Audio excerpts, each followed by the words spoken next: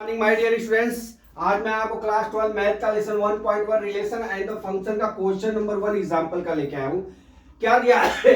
Late A be the set of all student of a boys school so that the relation in the A given by R A B such that A is the sister of B is the empty relation and r dash a b such that the difference between heights of a and b is less than 3 meters is the universal relation। ठीक है।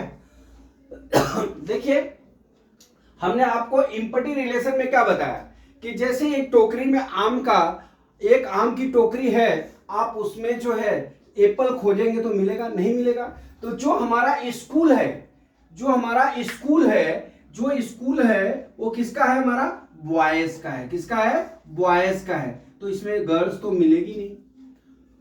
तो boys और girls में कोई जो है relation नहीं है। ठीक है, कोई रिलेशन नहीं है। अब यहां पे क्या दिया है?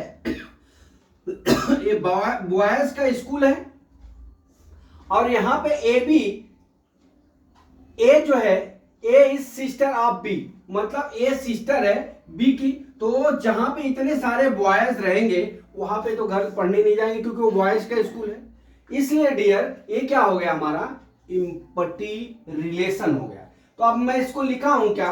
ए such that a set of all student of boys R such that A R A B such that A is a sister B R is empty relation. बस इतना ही लिखना है।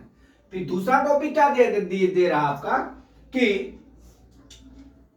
R dash A B such that the difference between heights of A and B is less than 3 meter is the universal relation। ठीक है, universal relation में मैंने आपको बताया था कि AB mod less than greater than is equal to 0, या जो आपके सवाल में बोले वो ग्रेटर देन लेस देन वहां पे करते रहना। ठीक है।